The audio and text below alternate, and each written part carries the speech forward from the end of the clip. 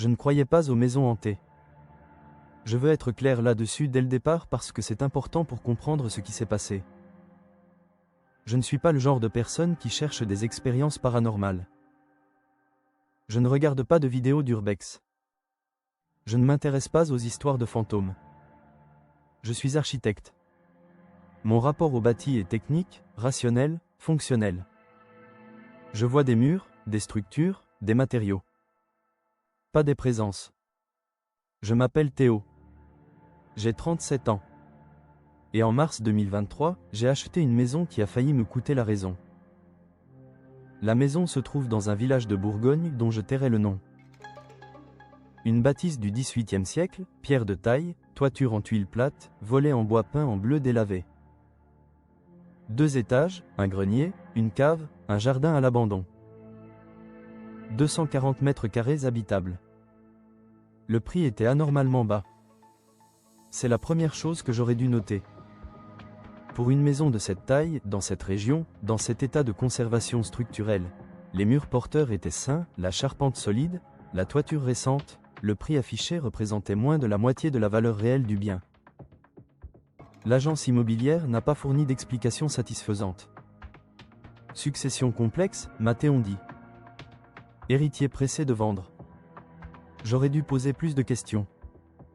J'ai visité la maison seul un mardi après-midi de février. L'agent immobilier m'avait remis les clés en me disant qu'il avait un autre rendez-vous, ce qui m'a paru étrange sur le moment et que j'ai mis sur le compte de l'organisation approximative de certaines agences de province. La maison était vide. Pas de meubles, pas d'affaires personnelles. Propre, étonnamment, comme si quelqu'un était passé récemment pour tout nettoyer. L'odeur était celle de toutes les maisons vides, plâtre, bois, air immobile. J'ai fait le tour méthodiquement, carnet en main, notant les travaux à prévoir. Rez-de-chaussée impeccable. Premier étage bon état général. Grenier sain. Cave sèche. Il ne restait qu'une pièce. La chambre du fond, au bout du couloir du premier étage.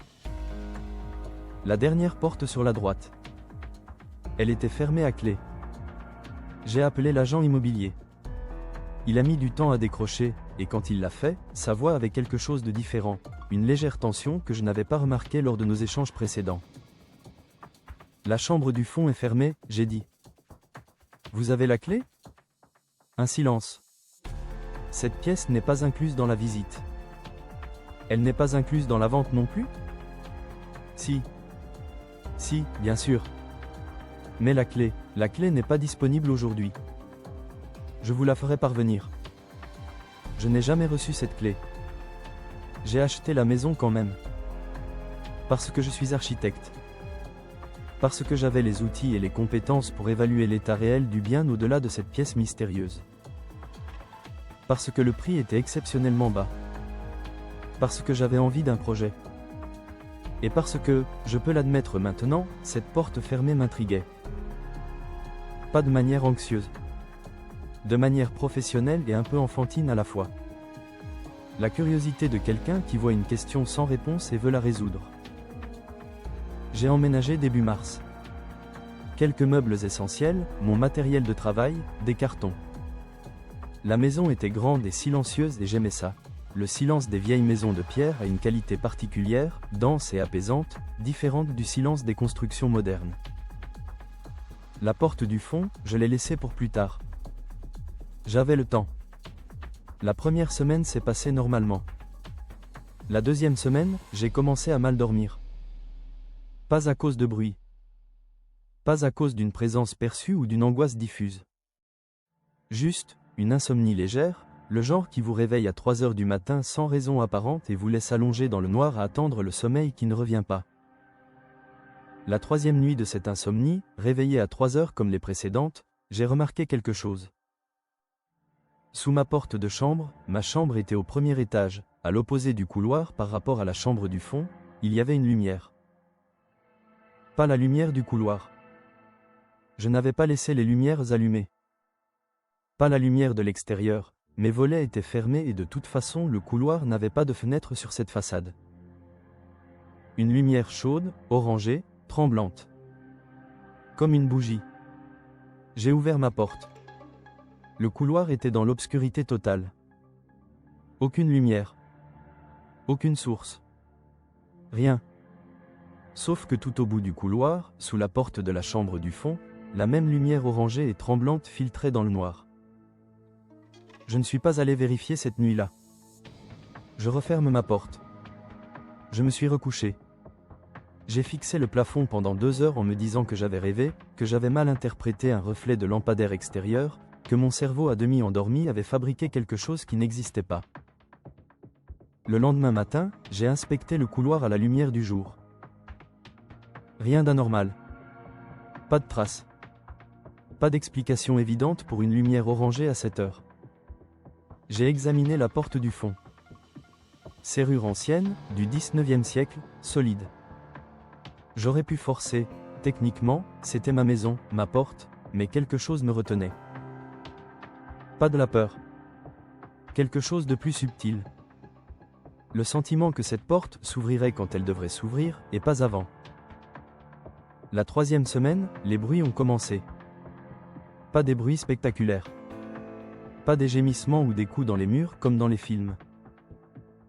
Des bruits ordinaires, des craquements de parquet, des frottements légers, le genre de son qu'une vieille maison produit naturellement en réponse aux variations de température. Sauf qu'ils venaient tous de la même direction. La chambre du fond. Et ils se produisaient toujours à la même heure. 3 heures du matin. J'ai commencé à documenter. Pas parce que je croyais au paranormal, parce que je suis quelqu'un de méthodique et que la documentation est ma réponse naturelle à tout ce que je ne comprends pas. Un carnet, 1 heure, une description précise du bruit entendu. Tous les matins je relisais mes notes avec un regard critique en cherchant des explications rationnelles.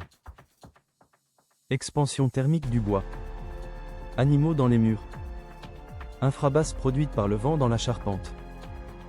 Toutes ces explications étaient plausibles.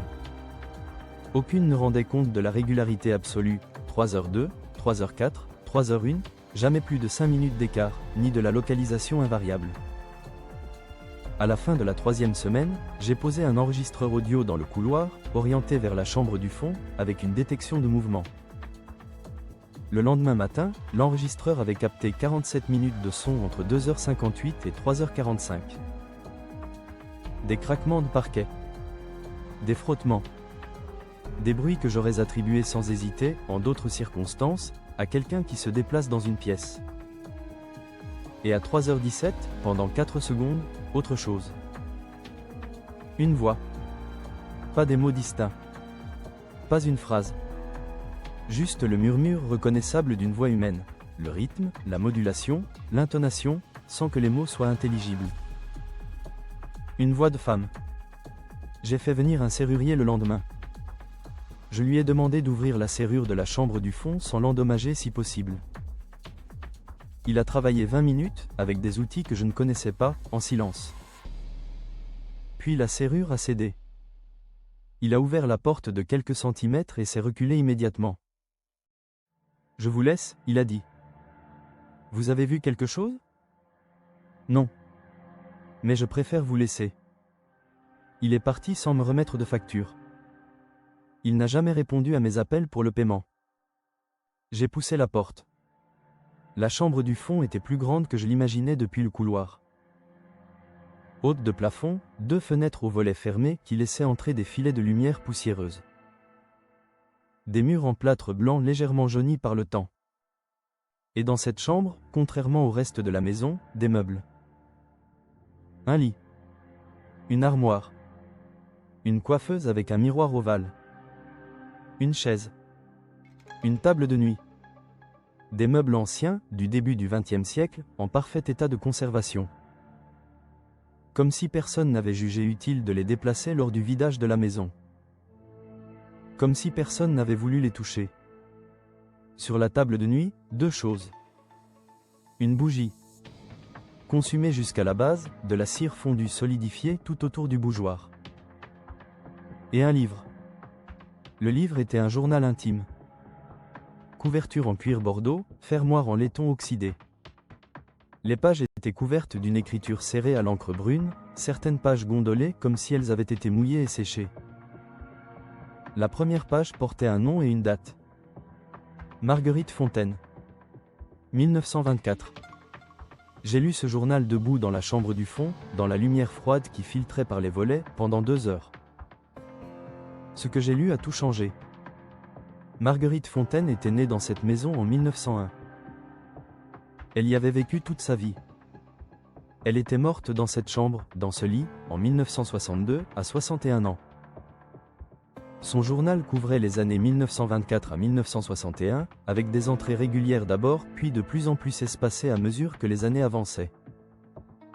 C'était le journal d'une vie ordinaire et extraordinaire à la fois, les saisons, le jardin, les voisins, les 2 guerres traversées depuis ce village de Bourgogne, la mort de son mari en 1944, l'élevage seul de ses 3 enfants, la lente vieillesse dans une maison qui se vidait peu à peu. Les dernières entrées, datant de 1960 et 1961, étaient différentes. Elle y parlait de quelque chose qu'elle entendait la nuit. Dans sa chambre. À 3 heures du matin. Elle décrivait une lumière orangée, une lumière qu'elle voyait même les yeux fermés, disait-elle, comme si elle venait de l'intérieur de la pièce plutôt que de l'extérieur. Des craquements de parquet.